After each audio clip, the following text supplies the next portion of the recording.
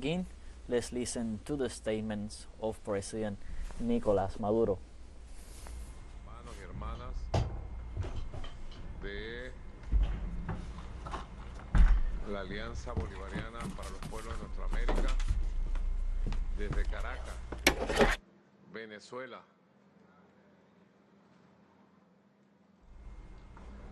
Saludo aquí en Greetings to here in Miraflores Palace, ambassadors, a los delegados, delegates, delegadas, veedores y veedoras internacionales, international observers who have come here for the consultation, for the communal popular consultation, for the great communal popular consultation. Greetings to the executive secretary of the ALBA TCP,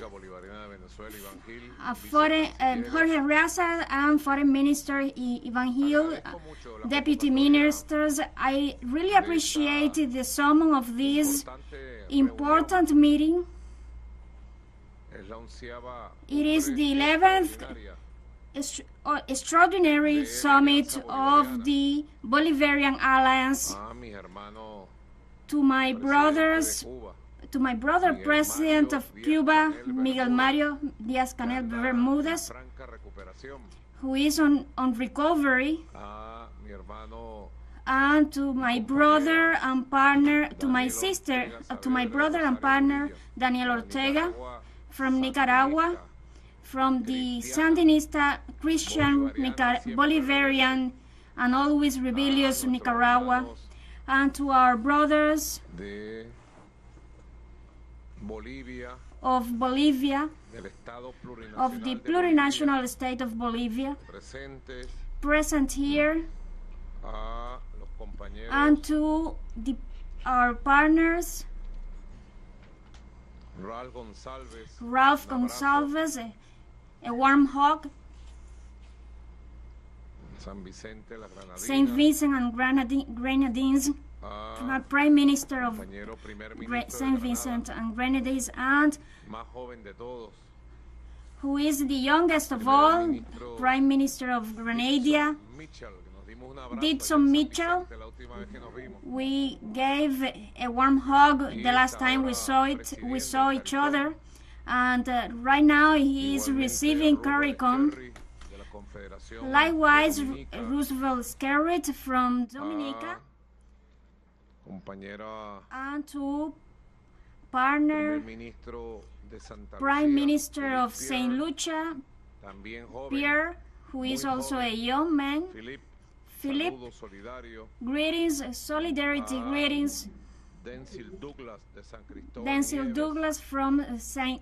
Kitts and Nevis, and Honduran Ambassador Scarlett Romero present here, especially here at the extraordinary summit of ALBA, Antigua and Barbuda, Cuba, Dominica, Grenada, Nicaragua, St. Lucia, St. Vincent and Grenadines, St. Kitts and Nevis, Honduras as a special guest, ambassadors present, and from here, from Caracas, Venezuela, I send you an affectionate greeting, the Bolivarian Caracas, the rebellious Caracas in front of the imperialism. We are on August 26, Monday, August 26 precisely, beginning a working week, which it is on due time, this summit, to begin this summit from our siblings here, and we are transmitting live by teleSUR chain, and besides, on a broad network, on a broad communication alternative networks, So dozens of YouTubers are broadcasting this we are transmitting on TikTok, on Instagram, on Facebook Live, among others, etc., etc., etc. On Telegram, despite CEO of Telegram has been imprisoned, part of the persecution policy of the maximum pressure of blackmail to break down, to break off social alternative media worldwide.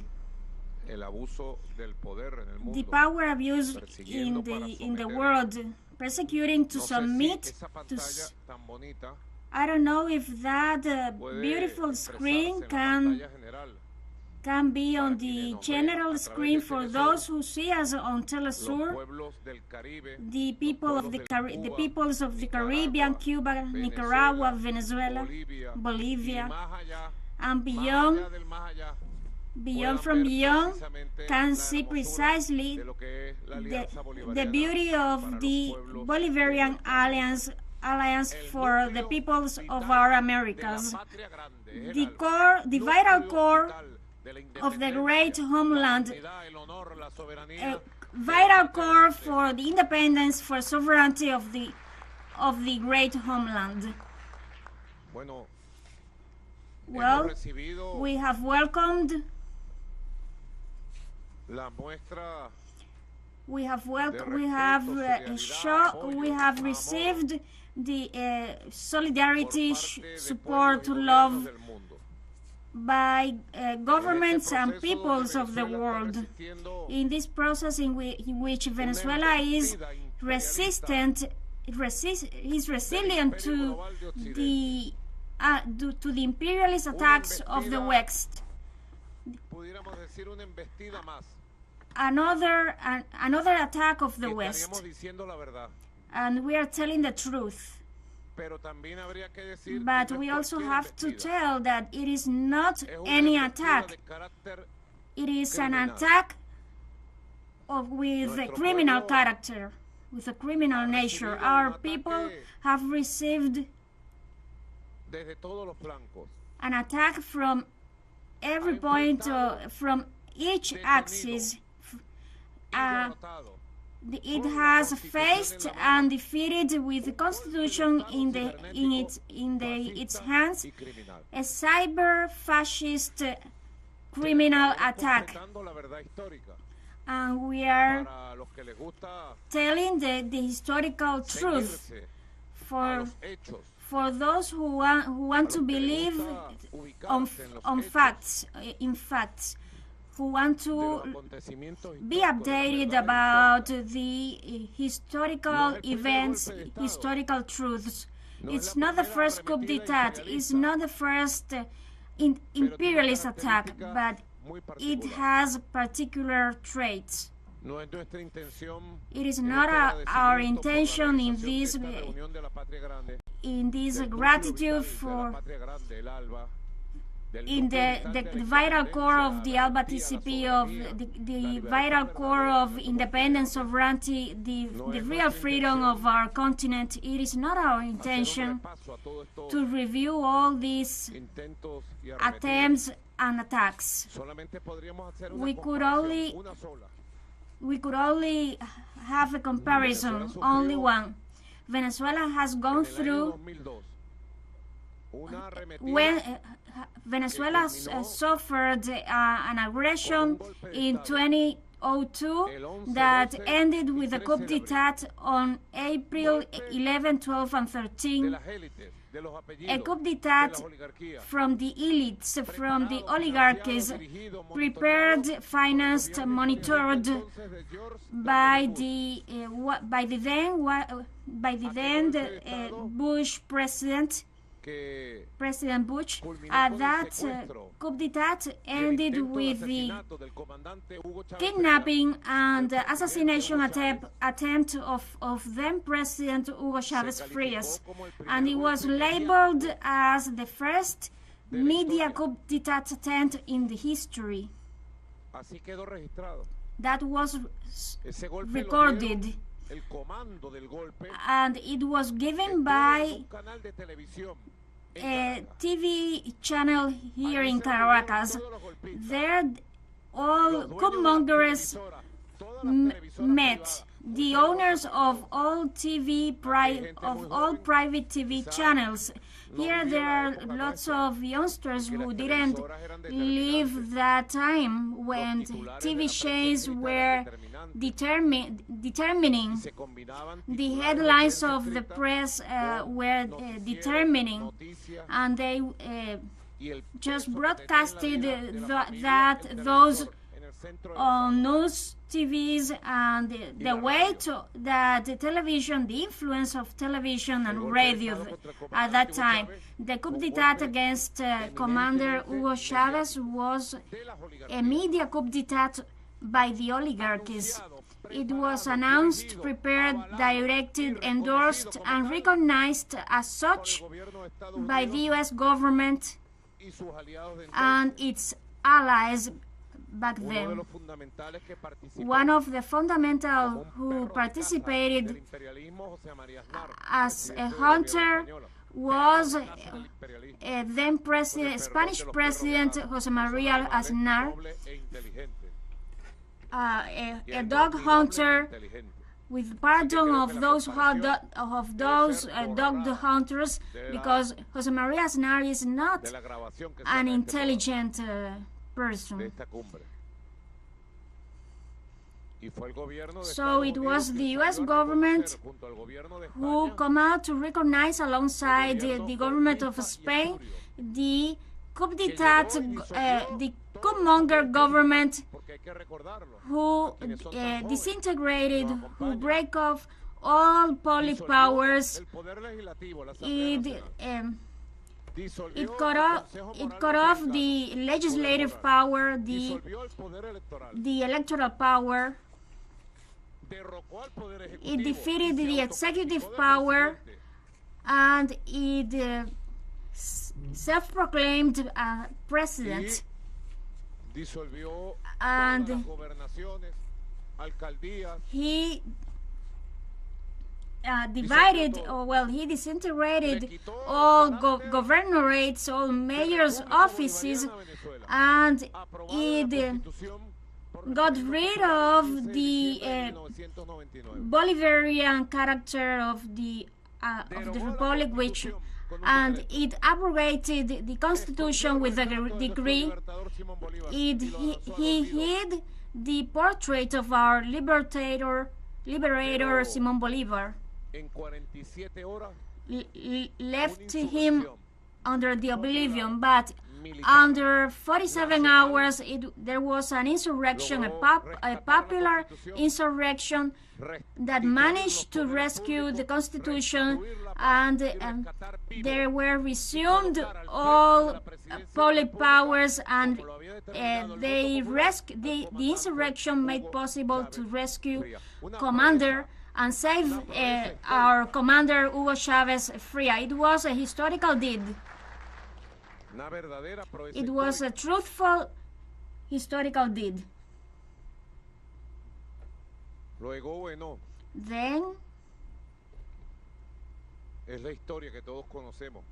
Then it came the history that all we know about.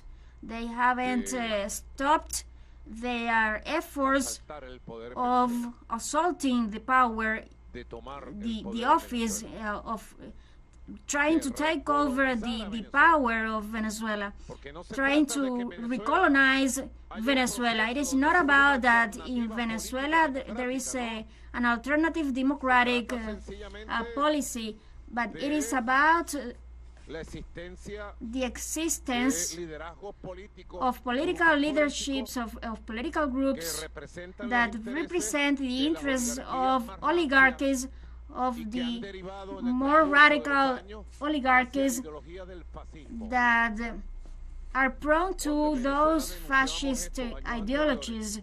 And when we denounced that years earlier, and even Commander Chavez said the emergence of those far-right fascist sectors who denied the law, who disregard the public powers. They intended a bloodbath in Venezuela. They are sowing hate, division, intolerance. They intend the division of our countries.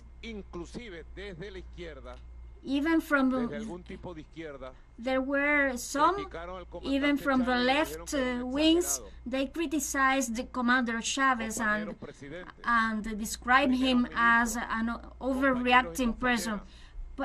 Partners, prime ministers, presidents, it is very clear that there is an emergence, a resumption of fascism, which some call neo-fascism, and it is right. Neo-fascism, it's okay, but undoubtedly they have come here with the force, with the strength, with the force of hate, of recolonization and delivery of our countries to the United States of America. There is no doubt about it. Today, in Europe, in Latin America, in the United States of America, there is an outbreak, a powerful outbreak of fascism. It is a reality. And we said it yesterday in a podcast program, on a podcast in a program which I invited you to see by my YouTube channel. We have to get it translated in English for circulated that. We explained the origins and similarities between fascism, neo-Nazism, and Frankism. 100 years ago, Mussolini, Hitler, and Franco, and the re-emergence of those Nazi currents, of those Nazi trends, and the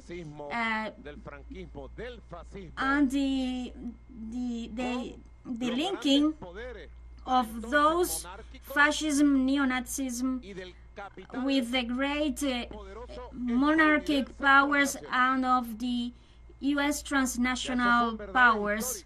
These are truthful.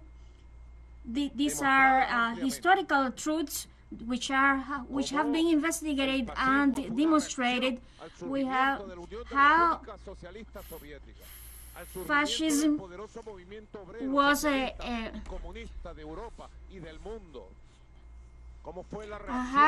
how was the terrified reaction of the dominant classes, and in some places here in Venezuela, those billionaires who believe to be owners of our nations, of our societies. Today, fascism, neo-Nazism, and the far right has been emerging from the hands of Elon Musk.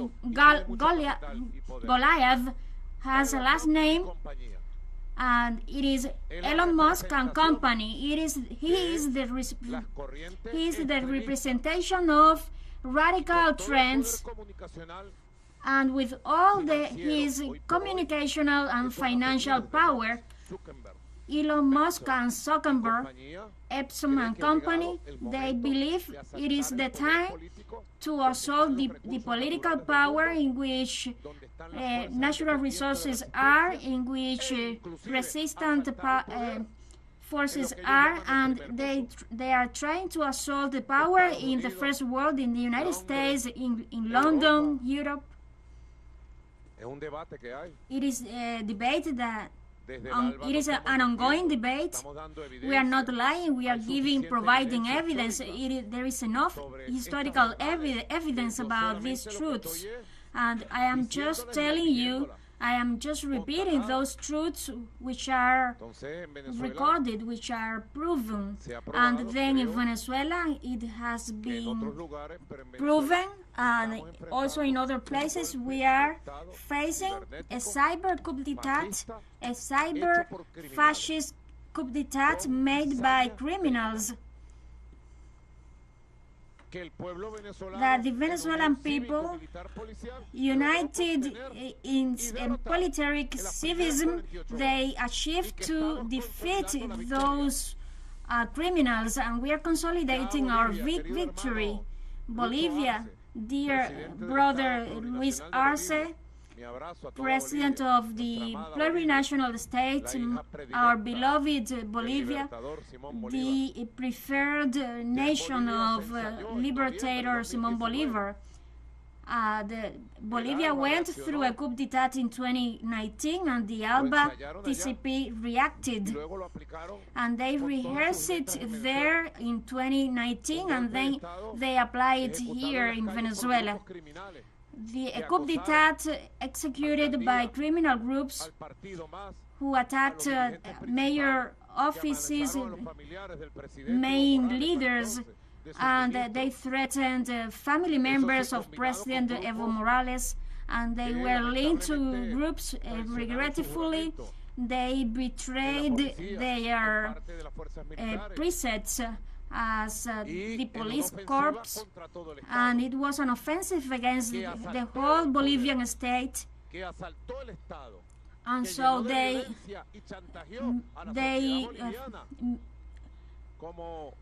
sought violence to the Bolivian society, as a criminal assaulted you with a gun and menaced you.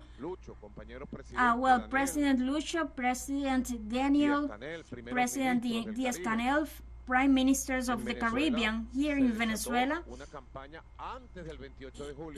In Venezuela, there was a campaign before July 28th, during July 28th, and after July 28th, which has the aim of bursting out with violence, leading Venezuela to a violent state and to a pre-civil war. They wanted to take Venezuela to a total confrontation, and then they would ask for an intervention here with all the lines, not a diplomatic intervention, but a military intervention. That was the plan that Commander Hugo Chavez denounced on February 29 in 2004 in front of all Venezuelans, when he declared the anti-imperialist character of the Bolivarian Revolution there in 2004. 20 years earlier. How many times they have rehearsed this kind of military coup d'etat? So it is a very it comes at a due time, this summit, full of courage, full of bravery, full of truths, full of patriotism, full of Bolivarian vision, full of anti-imperialist vision. It is a summit that allows to ratify the deepening character of our unity from solidarity. On behalf of the Venezuelan people, I really appreciate our siblings of the Bolivarian Islands for the peoples of our Americas and the peoples of Latin America and the Caribbean, all the support provided. We are receiving effective diplomatic support, moral support, spiritual support, active solidarity, the voice that raises in the world to alert this aggression against Venezuela. Venezuela is at peace, consolidating its paths, consolidating the Constitution. all the rights, all the constitutional rights guaranteed for our people. Yesterday we have here over 100 social, intellectual, political leaders of the whole world. They have come from Africa, Asia, the United States of America, Latin America, the Caribbean, Europe. Here they are, and there are international observers here in Venezuela because yesterday there were elections of Venezuela, the consultation election, and nobody hears about that because they make us invisible in media outlets. They only, these media outlets only get news that justifying hate against Venezuela. That's the truth. But Venezuela lived yesterday a beautiful party because it was carried out a second-grade consultation with communes, with communal councils for the people to vote for their prioritizing projects there in the over 400,000 communal circuits. I was telling the partners here present that precisely this is what we can call the cause. How can I call it when there is a war? Belli's cause in the international law. Well, I would say this is the casus bellis. Casus bellis, precisely, of the imperialist aggression by the oligarchies and the neo-fascist far right against Venezuela. Here in Venezuela, it's been consolidating the path of Commander Hugo Chavez to build a new democracy, a direct democracy, a popular democracy, a truthful democracy. There is a new formula emerged at the heat of the Bolivarian Chavista doctrines because of our experiences and grassroots. As Master Simón Rodríguez said, we are not copy of everyone. As Mariátegui said, our socialism must not be a copy of anyone, of any member, of any country. It must be a heroic creation, and it is a heroic creation of a people that have struggled, that wants peace and democracy. It is a tremendous example of new democracy, of direct democracy, of popular democracy, of radical democracy, of socialist democracy. But they cover it, they make it silence, they make it invisible. But we said here from Venezuela that it doesn't matter how many times we will be attacked. We don't care about menaces, threats, or making us invisible. But what matters is the Venezuelan people exists, and it is in combat, and it is on victory. Venezuela is on victory, siblings of ALBA TCP. We are going to proceed now. Documents are being circulating, as it is usually in these summits, to endorse common positions or